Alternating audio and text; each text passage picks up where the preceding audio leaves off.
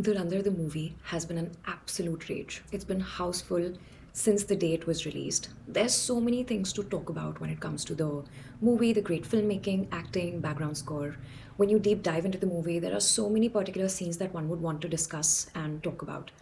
However, after watching the movie, I've been sitting with this really uneasy feeling and a realization, which for the longest time I couldn't really articulate. I couldn't really put a finger on what it was that was troubling me or scaring me since I watched the movie.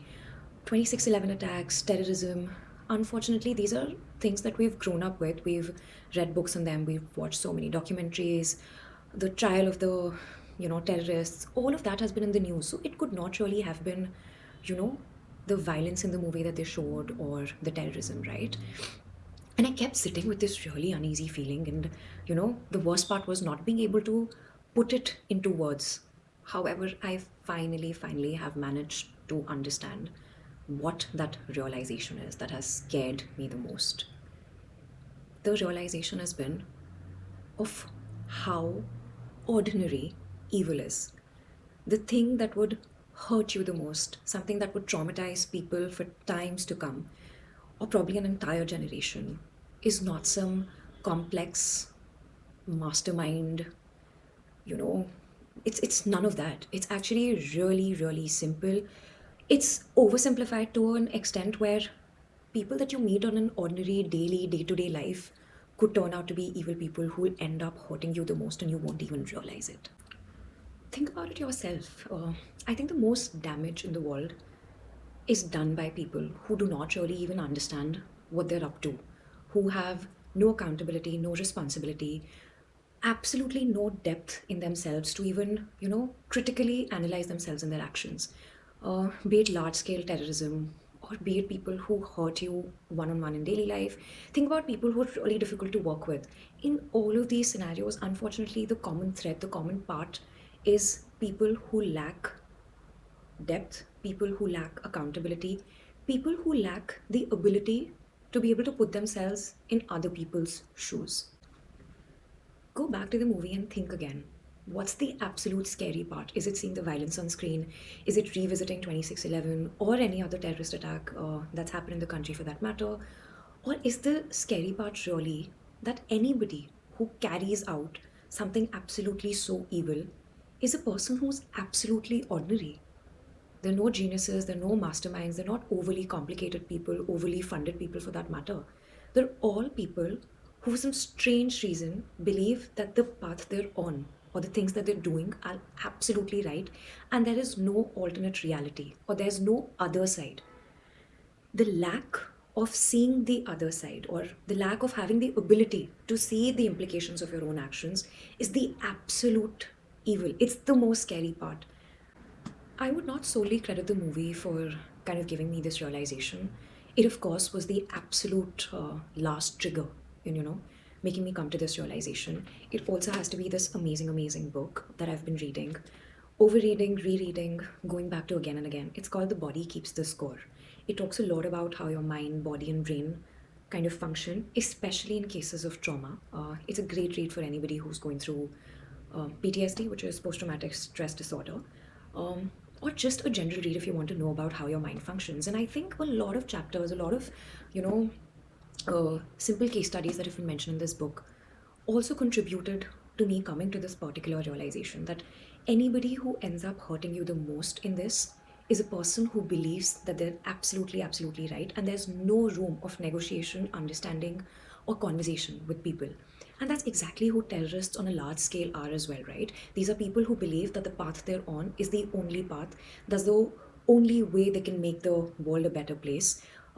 They lack to see how much pain they're going to cause on the other side. They all feel that it's part and parcel of the mission that they're on. And that's exactly how ordinary people in day to day life who end up hurting other people also think.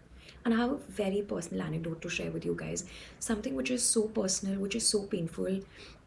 Again, just like this thought, I didn't really think I'd be able to ever, put this into words and be able to share with you guys or anybody who will end up looking at this video, watching this video, and listening to me without getting into the absolutely nitty gritties of it or telling you the whole sob story. Let me just put it very quickly for all of you. I've not access to my wardrobe, especially winter wardrobe, for the past couple of months. There were nights, there were days when I would dread, of course, Delhi की सर्दी, कि मैं कैसे बिना अपने ठंड के सर्दी के कपड़ों के survive karungi such a weather, because it was not just about simply not having a jacket or a sweater or a coat. It was about the lack of all my winter essentials of my entire wardrobe. And the more this realization would hit me, because it would hit you each time you go to get ready, right? Especially in this winter season. Soon the thought turned into, how could I ever land in a situation like this? How the hell did I ever land in a situation which is so difficult to even explain to people, because it's so difficult to explain to your own self? How could you ever end up in a situation which is so peculiar? And I think I've come to realize that one can only land in such painful situations when they're dealing with the other side, which lacks absolutely any scope of self reflection, of understanding the other side. Because what happens is, when you're sitting across, or when you're dealing with people who have, who have that lack of understanding um, the other side of things, of having a conversation, there's always absolutely no room for improvement, of having a decent conversation, because they're set out on this path where they think they're absolutely right. And your pain, your misery, your absolute sadness, they all view it as something that you deserve, because what they are doing in their heads is so right. And there could be nothing, absolutely nothing more dangerous in this world than dealing with people who lack accountability. Think about it yourself. I think the most corrupt systems, the most toxic relationships, and the most disturbing workplace encounters will always happen with people, or with a group of people, or with institutions where there's absolutely no sense of accountability, empathy, because there is no room for improvement for a person who thinks they're absolutely right. When an individual or an institution is hell bent on their ideas, on their thoughts, and on forcing it down other people's, throats, and believing that there's only one right truth or one ultimate truth, it will always lead to absolute destruction, distrust, and there will be no room for peace. And you can think about it yourself, and I'm sure you'll find hundreds of examples around you, immediately around you, where you'd be able to, kind of see how this thought is absolutely right. So I guess I'll just leave you with this one feeling, one last thought from my side. Beware of any radical thinking, any radicalized buckets. Beware of anybody who thinks that there's only black or only white. Beware of people who do not have any scope of self improvement, because they lack the ability to look within themselves and see where they could have gone wrong. Especially beware of people who, despite being told multiple times what they could improve or how their actions hurt other people, refuse to change. Because whenever there is no room to accept the other side of the story, or have the emotional depth of understanding how your actions implicate other people or hurt other people, it will always end in trauma of one form or the other: personal, professional, social, political, on a large scale. So I guess that's about it.